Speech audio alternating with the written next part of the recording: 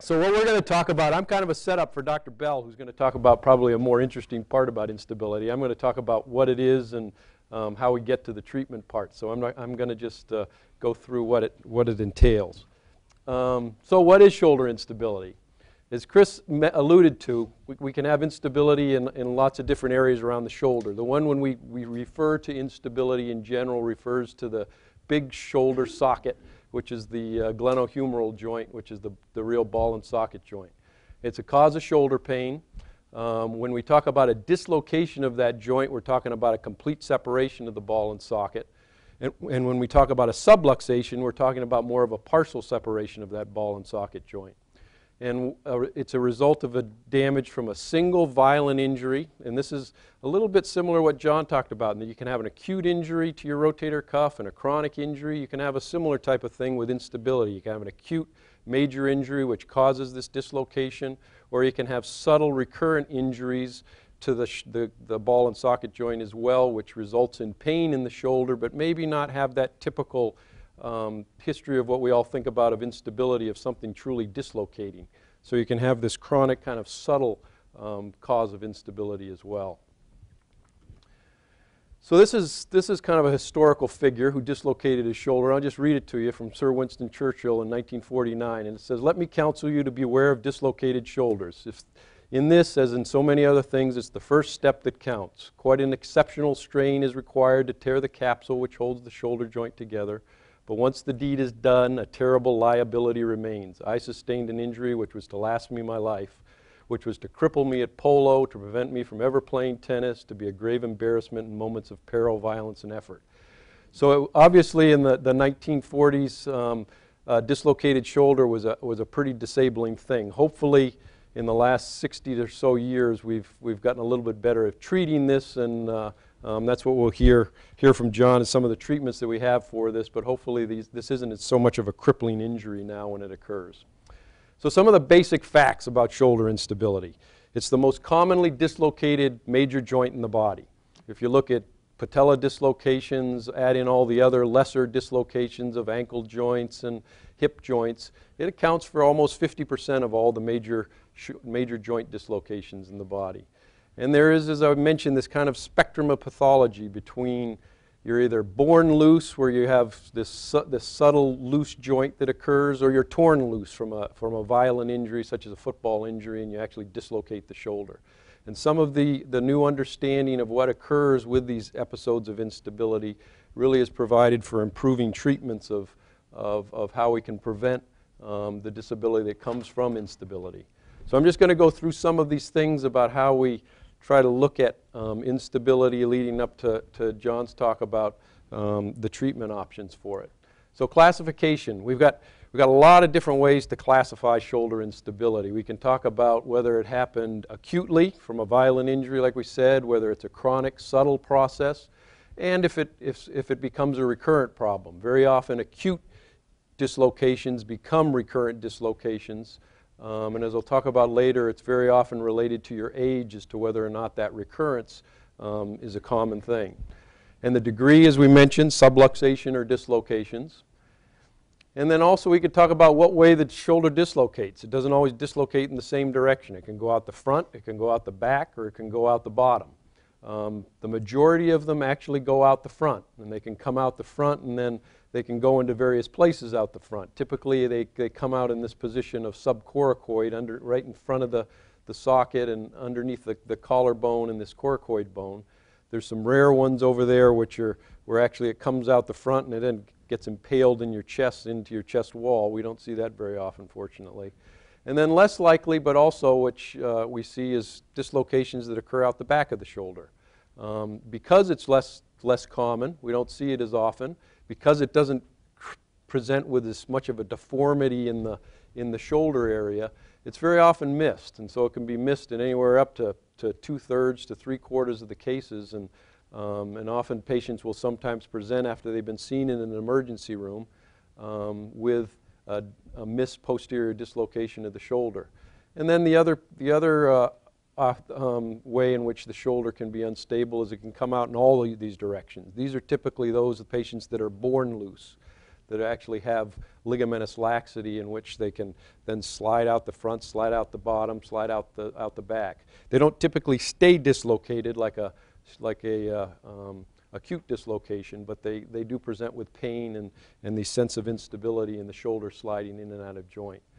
And so as we mentioned too, another way you can classify them is on how it occurs. Did it happen from a major trauma, which is usually out the front as we mentioned? Did it happen just from small traumatic episodes? Those again are the ones which are multidirectional or somebody that's born loose. And then there's this rare group of voluntary dislocators which usually has a crossover with this kind of multidirectional, and those patients are ones which kind of as a party trick can show other people that they can dislocate the shoulder out the front and the back, and those are the ones which strike the most fear in us as surgeons, because if most of those patients come in and say, can you make my shoulder stable here, look what I can do, they're the ones that we really cannot help usually with our surgical procedures. So we usually have to counsel them that we have to try other options other than surgery. So the anatomy, you've heard a lot about this. The glenohumeral joint, as Chris talked about, is really suited for mobility. There's a lot of things that play a role. Range of motion and stability is there's really a fine balance. As John talked about with the golf ball and the tee, there's a really fine balance between these muscles as to what actually keeps this shoulder stable. And then there's this combination of those dynamic stabilizers. You've heard about all the muscles and the tears that can occur in them. But now we're going to start talking a little about the static stabilizers, which are the ligaments and capsule which support the shoulder. And that's where much of the injury occurs with these episodes of instability that we see. So you heard about the golf ball and the tee, that it's not like a hip socket where the ball is really encased by the socket. This is a joint where the ball is really just balancing on this small little flat little plate, and so it inherently is not stable. The bony anatomy does not really give a lot of bony support. So the glenoid labrum is this structure which sits along the front edge of the socket. It deepens the socket, and it's a structure where all the ligaments attached to support this entire joint. And the glenohumeral ligaments are kind of a thickening of the capsule, and they're really the thing that really gives a lot of support to the joint. So again, as we talked about the anatomy, the dynamic stabilizers, I won't go through this because we've heard a lot about it. The rotator cuff and the biceps tendon play a lot of the role of the stabilization. They compress all these structures, compress this ball onto this tee, and all these shoulder girdle muscles also assist in this motion of the scapula with the humeral head. So at times the scapula is moving, the humeral head has to follow that scapular movement, and all these shoulder girdle muscles help in that. So when we give a big load to a shoulder, this is a little bit of the hierarchy of what is playing the role of stabilizing the shoulder. At very minimal loads, the ligaments are really the ones that are stabilizing the shoulder. As you get into larger loads and more loads to the shoulder, the dynamic stabilizers come into play to try to help support. And when you get a real massive load, a football tackle or something like that, all those structures come into play at trying to keep the shoulder joint stabilized.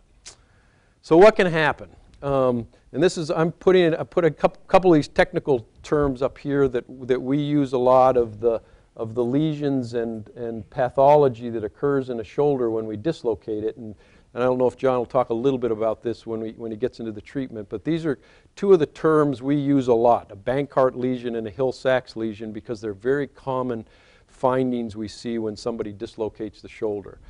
And I'll go into each one of these in a little more detail. The Bankart lesion was described by this guy, Brunel Bankart. He was an English surgeon, and he described this lesion back in 1923. And it ultimately became recoined the essential lesion, that this was something that almost everybody that acutely with a traumatic episode and dislocates the shoulder, that we saw this particular lesion in the shoulder. And what it is when in those same cross sections you saw that Dr. Nutting was showing you, that if the ball is sitting right in here and the ball dislocates out the front, the ligaments that are attached to the front rip off the front of the socket. And that's what became coined a Bankart lesion. And so when we started doing, Dr. Bankart described as Bankart repair, which was reattaching these ligaments back to the front of the socket. You can have it off the front, you can also have it off the back. But still a lot of the many of our treatments for instability of the shoulder still hold true to what he described way back in 1926 of repairing that torn ligament back to the front of the shoulder. The Hill-Sachs lesion is something that we see that occurs in the head of the humerus. So here's the same cross-section with this ball dislocated out the front of the socket. So when your ball actually dislocates out of the front of the socket, it's actually trying to get back into the socket. The muscles are trying to pull it back into place. But unfortunately, it gets stuck on the front of that socket, and those muscular pulls which are trying to pull that head back into the socket can create this large dent in the back of the head. And that's what we call a Hill-Sachs lesion. So when we ultimately are able to disengage this, get the ball back in position in the socket, you're left with this big dent in the back of the socket. And it's one of those things that we look for if somebody tells us they thought they dislocated their shoulder, they're not sure, they felt something fall out of place, and we can get an x-ray and we can sometimes see a dent in the ball just like this, or a dent in the back of the ball, and that tells us for sure, even without any sophisticated studies, that they've dislocated their shoulder as they felt they did. Sometimes these things called engaging lesions, meaning when you rotate the head, if you rotate this too far, obviously if you rotate this ball forward, this dent in the back of the head can engage the front of the socket again, and it can become actually easier for that ball to fall out of place because it gets engaged in the front, and that sometimes plays a role in our treatments. So pathophysiology can happen just like I said, a couple of ways. Can happen from a lot of micro trauma or being born loose, and in those situations we don't see a Bankart lesion. The ligaments are loose. The static stabilizers are attenuated or stretched. It puts more demand on the soft tissue dynamic stabilizers, and the main symptoms here are usually pain, not so much looseness. And we see these in repetitive use athletics. Things like swimmers, very common, have this subtle instability, gymnasts, racket sports, people that just put a lot of demand on their shoulder but may not have a violent injury to their shoulder. So a couple of things we'll see in the office here. I'll try not to go too long, but a couple of things we'll look for in the office when we see somebody with something we're concerned about instability. The complaints, usually the complaints are they feel apprehensive when they get their arm in a particular position. So if you dislocate your shoulder anteriorly, the position that's very apprehensive for patients is when they get their arm up in an abducted and externally rotated position, kind of the thrower's position up here, because what the front of the head of the humerus is trying to do is lever out the front of the socket. At the same time, they'll often feel pain when they get their arm in that position. They'll usually talk about a recent dislocation. They may feel something snap or catch. And occasionally, some patients who dislocate their shoulder, they may actually even feel the arm go dead because they get a little stretch injury to the nerves that cross by the front of the shoulder. And that we sometimes call that a dead arm syndrome. Usually that resolves pretty quickly, but it's one of the complaints we can often hear. We try to figure out which way their instability's in. Is it going out the more common front, or is it out the back? What's the position of the arm when the shoulder feels like it goes out? That often helps us determine which way it may be going, and what may be some exacerbating activities that are giving them their complaints. Again, is the trauma major? Is it a minor thing, repetitive, or is there even no trauma? And then as I mentioned, the age of presentation is important to us. If someone comes in and says, I've dislocated my shoulder last week, and they're being treated in a sling after they got their shoulder set in the emergency room, the one thing we need to talk to them about is based on their age. Is if they're very young, if they're a teenager when their dislocation occurred, they're in a very high risk category that this is going to become a recurrent problem, that they're going to have problems with the instability over and over again over the upcoming years. Versus if you're the age of John or I, it's a little less likely that we're going to have problems. This is probably one of the few things it's better to have happen to you when you're old than when you're young. So if you're older when this happens, is the less likelihood that it's going to be a recurrent problem and you're going to get by with non-operative treatment in the long run. So some of the physical exam things we look for, if somebody comes into a emergency room with acute dislocation, it's not very hard to figure it out. They usually have a deformity. They hold their arm in this postured position. There's a fullness in the front of the shoulder. Very often we don't even need to do x-rays. We usually do before a first-time dislocation, but if somebody's come out in the past and they say my shoulder's dislocated, we often will pull their shoulder back into position without even checking an x-ray beforehand. And chronic instability, these are these are the ones we talked about, these people who are born loose with ligamentous laxity, and we often see atrophy in the muscles around them as well. We'll palpate, check for range of motion. One of the things, if someone presents with instability and they also present with decreased range of motion, that could indicate they've either had a misdislocation, so they can't move their arm because it's locked.